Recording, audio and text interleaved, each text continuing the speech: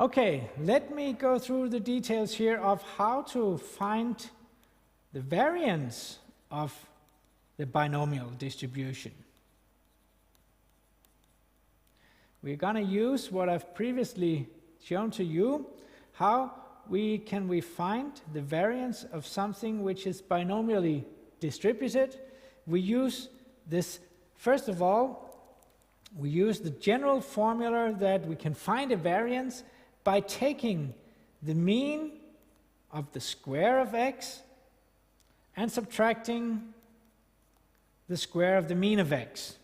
So this is a basic formula that I showed in another little extra video.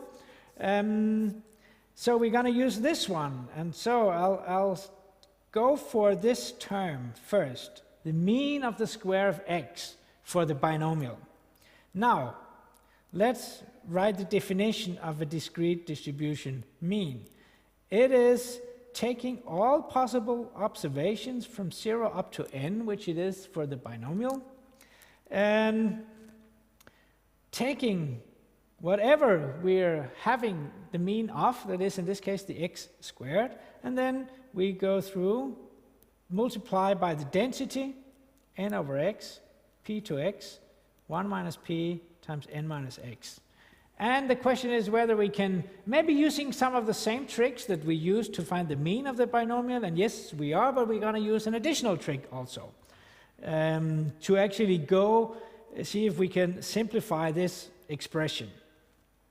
Let's see if we can succeed on that. First of all, we do the same thing as for the mean, that since there is a 0, the first term is actually 0, since x squared is also 0. So we can take the summation not from 0 but from 1. Also, I will, as I did for the mean, I will use one of the x's to simplify the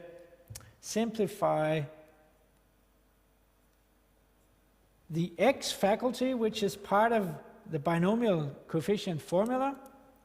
We have n minus x faculty, and we have, I'll say, n times n minus 1 faculty. So here I'll sort of more or less go for the same trick as for the mean. I will write, let me write right away, p times px minus 1, and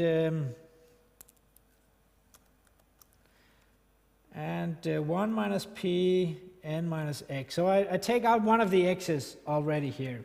So if I use sort of the n and the p that I have identified there, I take those out already. This is the same trick as for the mean of the binomial. I write the following: x1 up to n, x, and then again n minus 1 faculty, x minus 1 faculty, n minus x faculty, p to x minus 1, 1 minus p, I just repeat here. And then I do the change of variable trick like for the mean again. A lot of this is repeating what we did for the mean. I will do a change of variable where I will say, instead of the x minus 1, I will write y. Instead of n minus 1, I will write m, which means that I change the variable and I change it into summing from y equal 0 up to n. And so instead of x, actually, instead of x, it will be y plus 1, actually. This is the new thing now.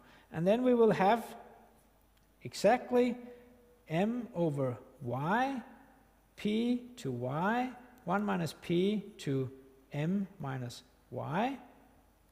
And then we're almost there, actually, since here we can recognize not the binomial summing to 1, but here we have something, and then we have the binomial densities here. So actually, all of this here is kind of what you could say This is the mean of y plus 1, where y is binomially distributed with, you could say, n minus 1 p, right? So we could recognize all this as np. And what is the mean of such a thing? The mean of y with this, that would be p times n minus 1, and then plus 1, since the mean of 1 is 1. So this would finalize the first part, and then I go back actually, because it was not actually the variance that I found now, it was just this first term. Let me repeat that up here then. I found that this was np times, and said, I say np again minus p plus 1, and then I should subtract the mean of x, which is np squared. And now please note that I have np times np here minus np squared, so these two cancel out. I'm left with the same np here, np, and then I'm left with, I change the order and write n minus p, and whoop, we have the variance of x when x is a binomial np. This is the binomial variance.